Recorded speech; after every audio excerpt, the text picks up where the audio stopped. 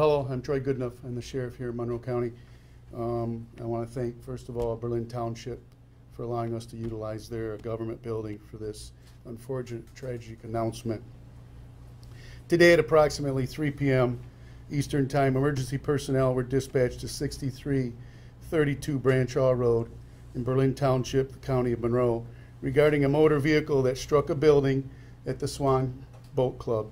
The vehicle struck the north wall of the facility, entering the building, and came to rest approximately 25 feet inside the building, where a young child's birthday party was being held. Upon arrival, first aid was provided to approximately 15 victims, which included adults and young children. 9 of those victims were transported by ambulance and/or medical helicopter to local hospitals with serious life-threatening injuries. A total of 3 children and 6 adults were transported. Several others were transported by private vehicle to local hospitals.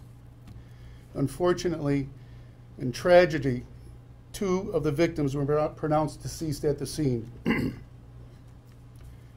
This includes an 8-year-old female and a 5-year-old male who are siblings of each other.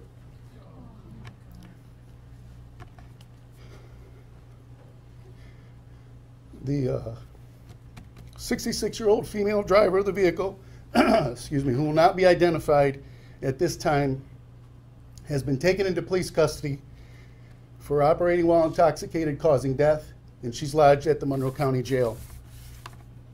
Additional criminal charges will likely be brought against the driver as the investigation proceeds. At this time, investigators are continuing to process evidence at the scene, identify victims, interview witnesses, and reunite family members. The scene was described by the first responders as extremely chaotic, with high level of emotions of those directly involved and those who witnessed this horrific incident.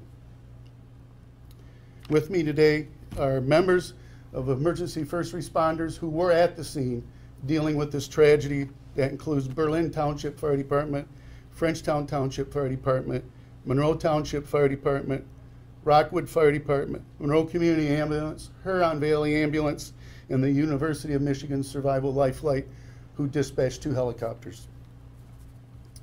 I'm going to remind everybody this is an active investigation, with the Monroe County Sheriff's Office being the lead investigation agency, our Traffic Services Division, our Detective Bureau, our Youth Services Division, evidence technicians, our drone team, and our chaplain service. We were assisted at the scene by members of the Monroe Public Safety Department's Accident Investigation Team, Detective Bureau, Chaplain Services, along with the Washtenaw County Sheriff's Office, Accident Investigation Team, and the Michigan State Police. That's all I have today. Yes, ma'am. There was a small police presence at Mona's Tavern. Is that where the suspect was prior to? We have information that she may have been there, yes. Are they being investigated? We went in, we shut the business down, and we're in the process of executing a search warrant for information as to their business conducted at that day. Thank you. You said 9 transported with serious life-threatening injuries, 3 children, 6 adults, and then there were other people who also went to local hospitals, is that correct? Yes, ma'am. They were transported by private vehicle. Yes, ma'am. So how many, 15 total victims, right? That's what our preliminary estimates are, yes. How many people were inside the structure?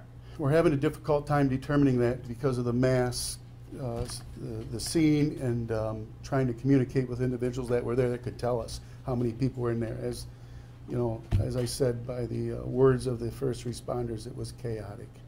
There's 2 buildings there. Yes. So the area that the party was in is separate from, say, the boat club.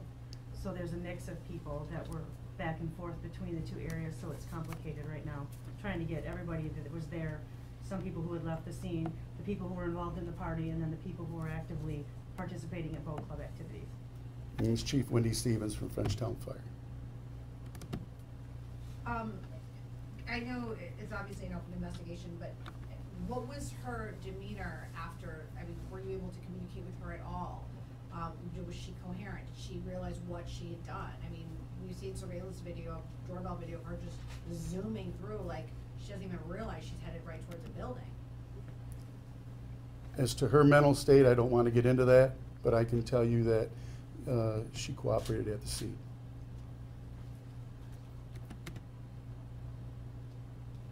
This is just a horrific story. It is. Anything else? Okay, thank you.